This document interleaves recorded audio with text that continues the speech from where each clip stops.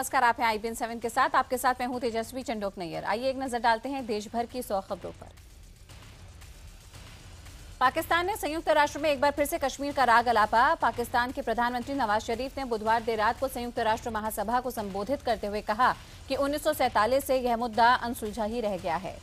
शरीफ ने कश्मीर मसले के शांतिपूर्ण हल के लिए 4 सूत्री प्रस्ताव भी पेश किया, जिसमें कश्मीर और सियाचिन से बिना शर्त सेनाओं को हटाने की भी बात शामिल है। पाक पीएम ने यूएन में सेना हटाए जाने की वकालत करते हुए कहा कि कश्मीर मसले का शांतिपूर्ण हल निकालना चाहिए। उन्होंने ये भी कहा कि सीजफायर एक बड़ा मसला है और कोशिश ये है कि इसका उल्लंघन ना हो। यूएन में पाकिस्तान ने ये दिखाने की कोशिश की कि वह भारत के साथ शांति की पहल करना चाहता है। यूएन में पाक पीएम भारत के साथ रिश्ते सुधारने के लिए 4 सूत्री प्रस्ताव भी दिया। उन्होंने कहा है कि सीमा पर 2003 के संघर्ष विराम को बनाए रखने की कोशिश होनी चाहिए ताकि दोनों परमाणु शक्ति संपन्न देशों के बीच शांतिपूर्ण रिश्तों को सुनिश्चित किया जा सके। हालांकि भारत ने भी पाकिस्तान के कब्जे वाले कश्मीर में चल रहे दहशत के खेल पर कड़ा रुख दिखाया। पाकिस्तान को करारा जवाब देते हुए विदेश मंत्रालय के प्रवक्ता विकास स्वरूप ने ट्वीट कर पाक पर आतंकवाद को बढ़ावा देने का आरोप लगाया। स्वरूप ने लिखा है कि हम पाकिस्तान अधिकृत कश्मीर को जल्द खाली करने की मांग करते हैं। पाकिस्तान आतंकवाद से नहीं बल्कि अपनी नीतियों से पीड़ित है। पाकिस्तान ही आतंकवाद को बढ़ावा देता है। आज सुबह सुबह स्वरूप ने इस बात की भी जानकारी दी कि हम यूएन में आज अपनी आपत्ति दर्ज कराएंगे। हमने नवाज शरीफ के स्पीच के कुछ हिस्सों पर आपत्ति है। स्वरूप ने यह भी जानकारी दी है कि हम आज राइट टू रिप्लाई के लिए भी अपील करेंगे। यहां पर नवाज के बयान पर विरोध दर्ज कराने का मौका मिलना चाहिए।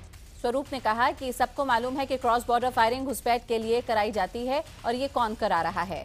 पाक पीएम के यूएन में कश्मीर पर बयान के बाद जम्मू कश्मीर के अलगाववादी नेता मीरवाइज उमर फारूक ने पाकिस्तान के जियो न्यूज पर नवाज शरीफ के बयान को सही बताया और बातचीत आगे बढ़ाने पर जोर दिया। पाकिस्तान के वरिष्ठ पत्रकार हामिद मीर ने भी नवाज के फॉर्मूले को सही बताया और साथ ही कहा कि अब भारत के प्रधानमंत्री नरेंद्र मोदी बातचीत से भाग नहीं सकते।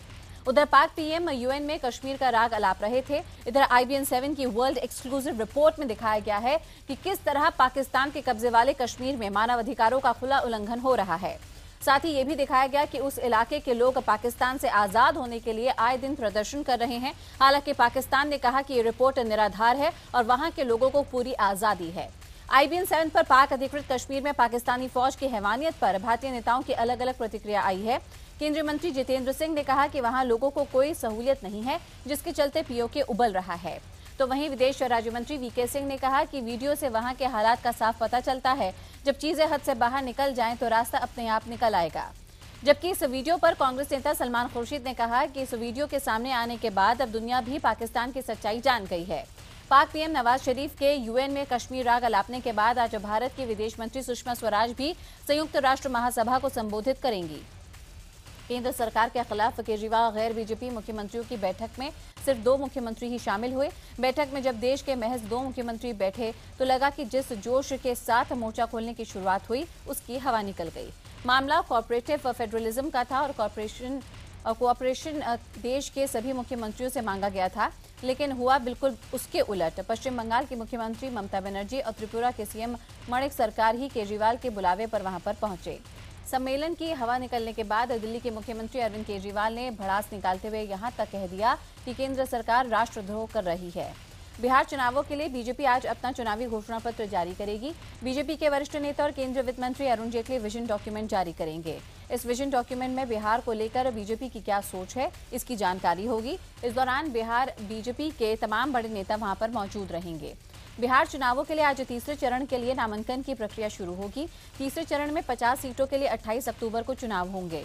चुनाव आयोग की FIR के बाद भी लालू के आक्रामक रवैये में कोई भी कमी नहीं आई है। उन्होंने बीजेपी पर आरोप लगाया है कि वो दलितों और पिछड़ों का आरक्षण छीनना चाहती है और वो किसी हालात में ऐसा नहीं होने देंगे। लालू के इस लगातार हमले के बाद बीजेपी के राष्ट्रीय अध्यक्ष अमित शाह ने बेगूसराय में चुनावी भाषण के दौरान ऐलान किया कि आरक्षण की समीक्षा का उसका कोई इरादा नहीं है। आरक्षण के मुद्दे पर राम जेठमलानी ने RSS प्रमुख मोहन भागवत और प्रधानमंत्री नरेंद्र मोदी को चिट्ठी लिखी। चिट्ठी में जेठमलानी ने मांग रखी कि आरक्षण के मुद्दे पर मोहन भागवत अपना पक्ष साफ करे। जेठमलानी ने लिखा है कि आरक्षण पर मोहन भागवत के विचार को RSS दबाने की कोशिश कर रही है, लेकिन उनको इस मुद्दे पर अपनी सफाई देनी चाहिए। बिहार के मुख्यमंत्री नीतीश कुमार ने बीजेपी पर हमला करते हुए कहा कि बीजेपी अपने बुजुर्गों को सम्मान करने के बजाय अपमान करने का काम करती है। खगड़िया में चुनावी भाषण के दौरान नीतीश ने कहा कि बीजेपी ने आडवाणी और मुरली मनोहर जोशी को किनारे कर दिया। नीतीश ने कहा कि बीजेपी क्या परिवर्तन लाएगी, हमने बिहार में पहले ही परिवर्तन कर दिया है। प्रधानमंत्री नरेंद्र मोदी बिहार में 20 से ज्यादा रैलियां करेंगे। सूत्र कहते हैं कि पीएम मोदी पहली रैली 2 अक्टूबर को करेंगे और उसके बाद 8, 10 और 13 अक्टूबर को बिहार में रैली होगी। वीडियो में डांस के दौरान नेताजी के कई अश्लील स्टेप भी किए गए और डांस करते हुए बार बालाओं पर उन्होंने पैसे भी लौटाए। बताया जा रहा है कि वीडियो एक नेता के बेटे के विवाह के रिसेप्शन की है। पूरे देश भर के ट्रांसपोर्टर टोल टैक्स को लेकर आज चक्का जाम कर रहे हैं। इस देशव्यापी हड़ताल को देश की सभी ट्रांसपोर्ट एसोसिएशन समर्थन दे रही है।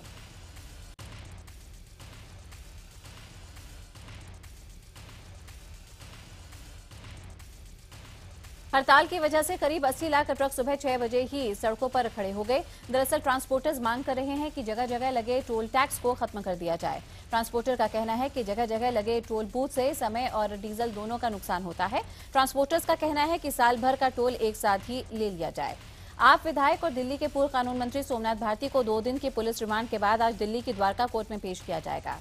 हत्या की कोशिश और पत्नी से घरेलू हिंसा के आरोप में गिरफ्तार भारती को पुलिस पिछले 2 दिनों के दौरान उनके घर समेत अलग अलग जगह ले गई, लेकिन पुलिस को कोई भी कामयाबी हाथ नहीं लगी।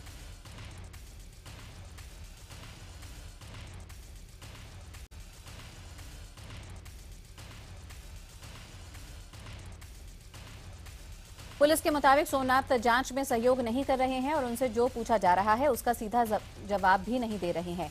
रिमांड के दौरान पुलिस ने उन लोगों की सूची बनाई है जिन्होंने सोमनाथ की मदद की थी। पुलिस अदालत में उन लोगों की भी भूमिका के बारे में बताएगी। देश भर में डीजल के दामों में 50 पैसे की बढ़ोतरी की गई है। बढ़े हुए दाम बीती रात 12 बजे से लागू हो गए। वहीं पेट्रोल की कीमत में इस बार कोई बदलाव नहीं किया गया।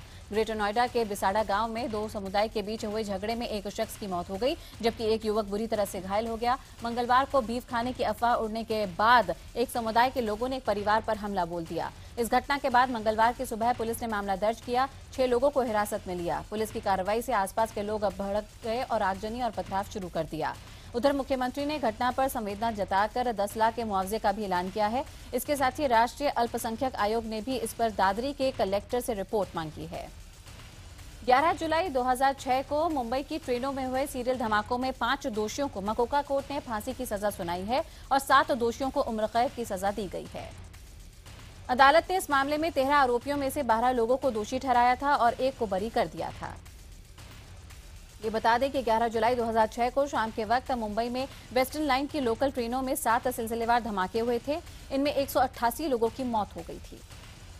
शीना बोरा मर्डर मामले में सीबीआई जहर दिए जाने के एंगल पर भी जांच कर रही है। सीबीआई की एफआईआर में आईपीसी की धारा 328 के तहत भी मामला दर्ज है।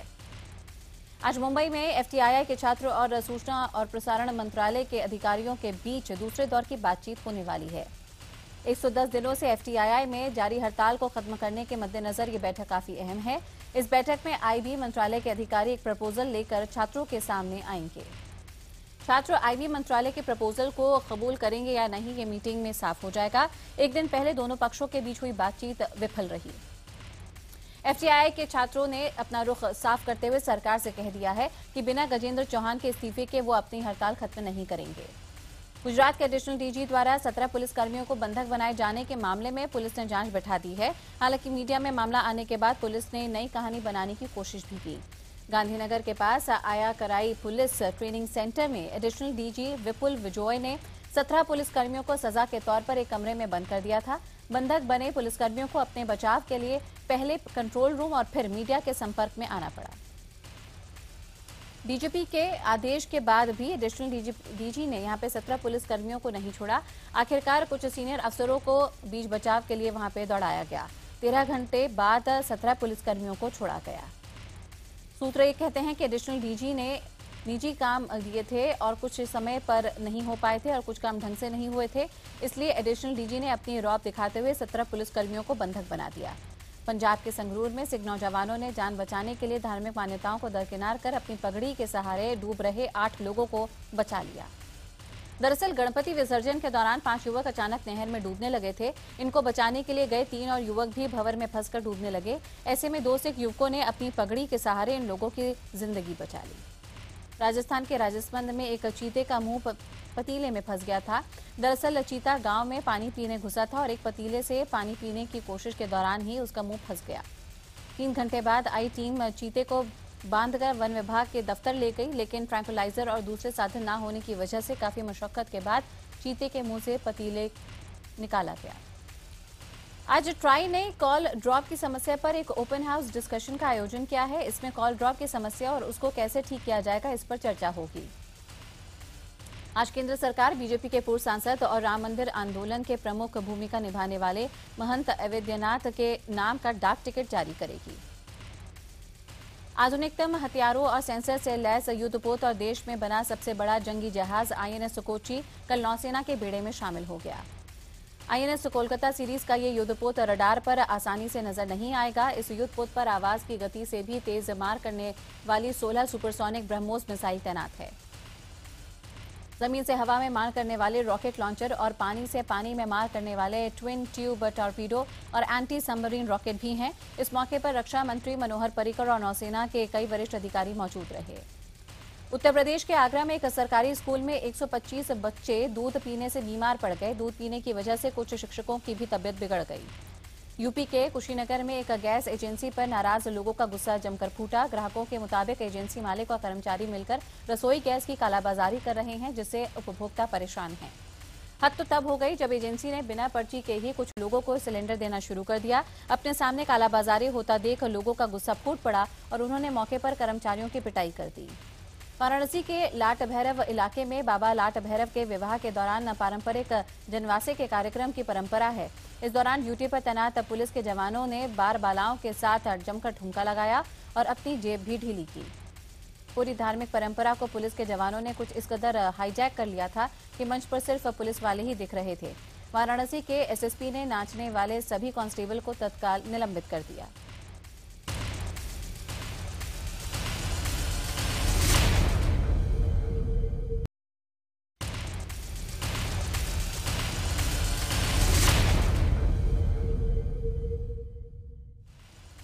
और चेन्नई में श्री साईराम इंजीनियरिंग कॉलेज के छात्रों ने ड्रेस कोड लागू करने के खिलाफ दूसरे दिन भी प्रदर्शन किया। विरोध कर रहे कुछ छात्रों को पुलिस ने हिरासत में लिया। कॉलेज ने 2 दिन पहले ही लड़कियों के लिए ड्रेस और मॉरल कोड से जुड़े कुछ आदेश जारी किए थे। कॉलेज का सबसे अजीबोगरीब फरमान तो ये है कि कैंपस में लड़कियों के साथ ही लड़कों से बात करने पर भी रोक है। जयपुर के राजस्थान विश्वविद्यालय में छात्रों और पुलिस के बीच जमकर पथराव हुए। इस पथराव में करीब 15 छात्र और पुलिसकर्मी घायल हो गए। पुलिस ने करीब 2 दर्जन छात्रों को हिरासत में लिया। दरअसल विधायक और राजस्थान विश्वविद्यालय के पूर्व छात्र संघ अध्यक्ष हनुमान बेनीवाल पर 2 दिन पहले जयपुर में हमला हुआ था। इस हमले के विरोध में छात्रों ने विश्वविद्यालय के गेट से रैली का ऐलान किया था। मुंबई से सटे पालघर में लूट का विरोध करने पर एक जौहरी को बदमाशों ने गोली मार दी। 5 गोलियां लगने के बाद जौहरी को गंभीर हालत में अस्पताल में भर्ती कराया गया। दरअसल सोने के गहने देखते देखते अचानक एक शख्स ने चेन लेकर भागने की कोशिश की। दुकानदार उस शख्स के पीछे भागा तो बाइक पर मौजूद दूसरे बदमाश ने फायरिंग शुरू कर दी। सीसीटीवी तस्वीरों की मदद से पुलिस ने आरोपियों के स्केच बनाए हैं और उन्हें पकड़ने के लिए 5 टीमें भी बनाई हैं। यूपी के बहराइच में एक लड़की ने अपने मां बाप पर जिस्म फरोशी का धंधा कराने का आरोप लगाया। लड़की लखनऊ में न्याय मांगने के लिए दर दर भटक रही है। लड़की ने महिला आयोग से भी गुहार लगाई है। इस बीच लड़की ने सीआरपीएफ में महिला सिपाही की भर्ती का फॉर्म भी दिया है। फिजिकल टेस्ट पास करने के बाद अब लिखित परीक्षा पास करने की भी बारी है, लेकिन अब बहराइच के दबंग उसे जान से मारने की धमकी दे रहे हैं। चंडीगढ़ में वीआईपी कार ने 90 साल की बुजुर्ग महिला को कुचल दिया। कार हरियाणा के पूर्व गृह सचिव की बताई जा रही है। परिवार का आरोप है कि हादसे के बाद कार में बैठे लोग 90 साल की महिला को उसके हाल पर छोड़कर चले गए। ना तो अस्पताल पहुंचाने के बारे में सोचा और ना ही एम्बुलेंस बुलाई। बिहार के कटिहार में डायन बताकर एक महिला को परेशान कर रहे गांव वालों से महिला को बचाने गई पुलिस पर गांव वालों ने हमला कर दिया। गांव वालों ने थानाध्यक्ष का सर्विस रिवॉल्वर और मोबाइल भी छीन लिया। गुस्साए गांव वालों ने थानाध्यक्ष की पिटाई भी कर दी। सर्विस रिवॉल्वर की खोज में गांव पुलिस छावनी में तब्दील हो गया, जिससे सहमे गांव वालों ने गांव को खाली कर दिया। यूपी के प्रतापगढ़ में 4 दरिंदों ने 2 सगी बहनों को शौच जाते समय दबोच लिया और उनके साथ गैंगरेप किया। पीड़ित के पिता पुलिस के पास जब शिकायत करने गए तो पुलिस ने उन्हें भगा दिया और मामला दबाने की धमकी दी।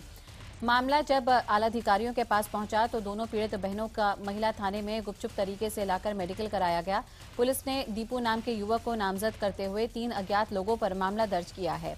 इलाहाबाद विश्वविद्यालय के छात्रसंघ चुनावों में बड़ा उलटफेर करते हुए 128 साल बाद एक महिला अध्यक्ष चुनी गई है।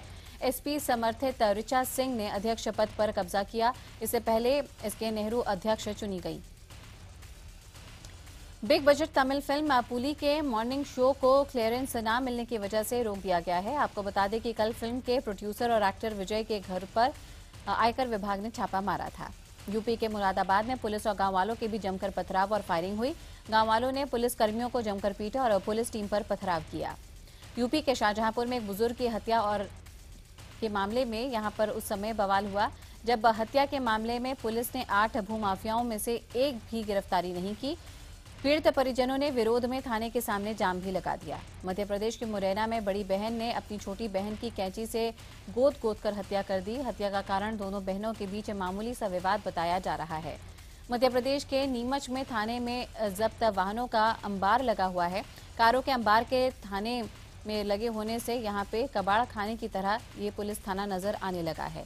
111 वर्षों से आदिवासी बाहुल्य मंडला जिले को जबलपुर से जोड़ने वाली नैरो गेज ट्रेन ने कल अपना अंतिम सफर तय किया। नैनपुर जंक्शन से अब ट्रेन रवाना हुई तो लोग भावुक हो गए। छत्तीसगढ़ के जशपुर में इंसान और जंगली हाथियों के बीच जीने के लिए लगातार संघर्ष जारी है। जिले में लगभग 200 हाथियों का दल अलग अलग गांव में घुसकर तबाही मचा रहा है। पूर्व बीसीसीआई अध्यक्ष एन श्रीनिवासन ने वर्तमान सचिव अनुराग ठाकुर पर गलत बयानी का आरोप लगाते हुए उनके खिलाफ सुप्रीम कोर्ट में एक याचिका दायर की। धर्मशाला में 2 अक्टूबर को भारत और दक्षिण अफ्रीका के बीच होने वाली T20 मैच के लिए भारतीय टीम कड़ा अभ्यास कर रही है। टीम ने दूसरे दिन भी नेट प्रैक्टिस के दौरान जमकर मेहनत की है। भारतीय ओपनर रोहित शर्मा के मुताबिक साउथ अफ्रीका एक ताकतवर टीम है और उनके खिलाफ मुकाबला कड़ा होगा। आपको बता दें कि इंडिया ए के खिलाफ दक्षिण अफ्रीका को करारी हार का सामना करना पड़ा था। अभ्यास मैच में हार के बावजूद दक्षिण अफ्रीकी टीम के इरादे मजबूत हैं। दक्षिण अफ्रीका के ऑलराउंडर जेपी ड्यूनी ने कहा है कि भारत में अच्छा प्रदर्शन करने आए हैं। भारतीय घरेलू क्रिकेट का रणजी सीजन आज से शुरू हो रहा है। इसमें देश भर के 12 मैदानों पर 24 टीमें आपस में भिड़ेंगी। वीरेंद्र सहवाग इस बार दिल्ली के बजाय हरियाणा के लिए खेलते हुए नजर आएंगे। ऐसी अफवाहें हैं कि शायद ऋतिक से तलाक के बाद सुजैन दूसरी शादी करने जा रही हैं, लेकिन सुजैन ने इन सभी अफवाहों पर विराम लगा दिया है। सुशांत सिंह राजपूत काफी लंबे समय से अंकिता लोखंडे के साथ लिव इन रिलेशनशिप में हैं और अब जल्द ही ये दोनों शादी के बंधन में भी बंधने वाले हैं। खबर है कि ये दोनों एक्टर साल 2016 के अंत तक शादी कर सकते हैं। अभिनेत्री श्रुति हसन नीरज वोरा की फिल्म हेरा फेरी 3 में काम नहीं कर रही हैं। श्रुति ने हेरा फेरी 3 के लिए संपर्क किया गया, लेकिन वह मौजूदा व्यस्तताओं के चलते इस फिल्म में हिस्सा नहीं ले पाईं।